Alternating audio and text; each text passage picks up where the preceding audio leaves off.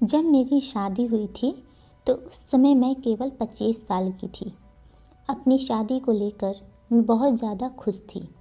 ऐसा इसलिए क्योंकि मुझे यकीन था कि मेरे माता पिता की तरह मेरा वैवाहिक जीवन भी काफ़ी अच्छा होगा। उन्होंने मेरे लिए एकदम सही इंसान चुना होगा जो मुझे हमेशा खुश रखेगा। लेकिन मैं नहीं जानती थी कि मेरी किस्मत में कुछ और ही लिखा था। शादी से पहले मैं अपने होने वाले पति से 1 से 2 बार ही मिली थी। वह काफ़ी शर्मीला और शिष्ट था। उसे देखकर मुझे यही लगा कि वह मेरे लिए एकदम परफेक्ट है। मैं अपने फैसले से काफ़ी ज़्यादा संतुष्ट थी।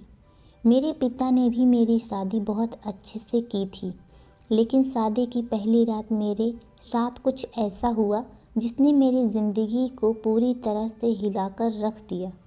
सभी जानते हैं कि शादी की रात कितने मायने रखती है।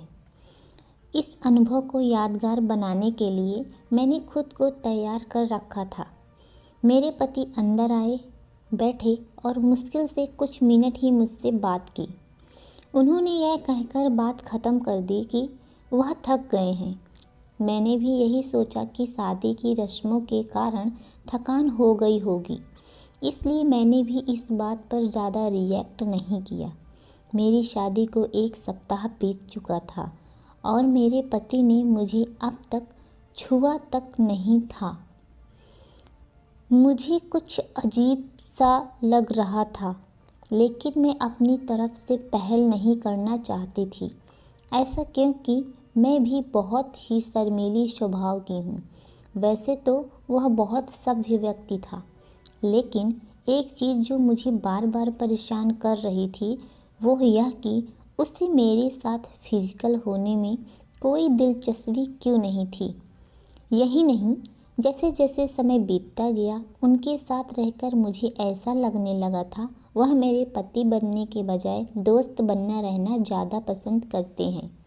महीने बीतते गए, वैसे ही मुझे हर रोज़ एक नई चीज़ का अनुभव होने लगा, लेकिन अब भी हमारे बीच न्यू कपल वाली फीलिंग नहीं थी। ऐसा लग रहा था कि शादी करना और इसे बनाए रखना उनकी मजबूरी बन गई थी। मैंने कभी उनसे शिकायत नहीं की। ऐसा इसलिए क्योंकि यह बेहद नेक दिल और दयालु इंसान था। मुझे उनके साथ किसी तरह की कोई दिक्कत नहीं थी, लेकिन इसके बाद भी मुझे लगता था कि मेरी शादी में कुछ कमी थी।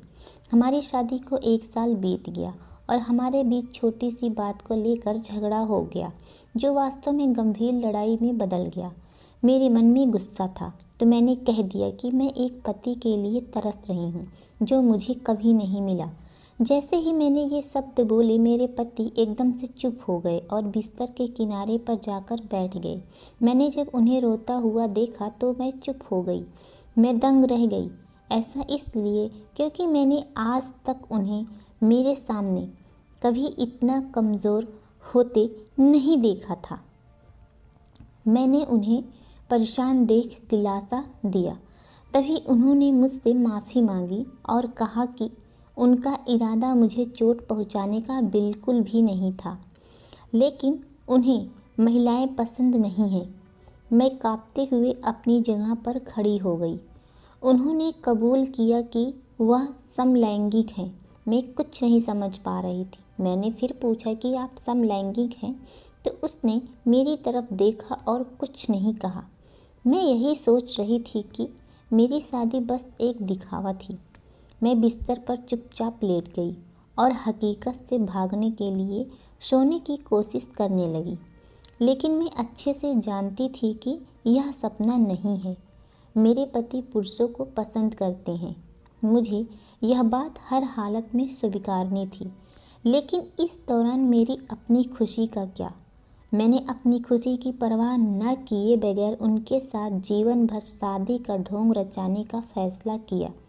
हालांकि मुझे धोखा देने के लिए उन्होंने मुझसे माफ़ी मांगी। उन्होंने कहा वह सब कुछ मुझे बताना चाहते थे, लेकिन उन्हें लगा कि वैवाहिक जीवन में व्यस्त होने के बाद शायद वह बदल जाएंगे, लेकिन ऐसा नहीं हुआ। हमने फैसला किया कि अब ऐसा नहीं चल सकता।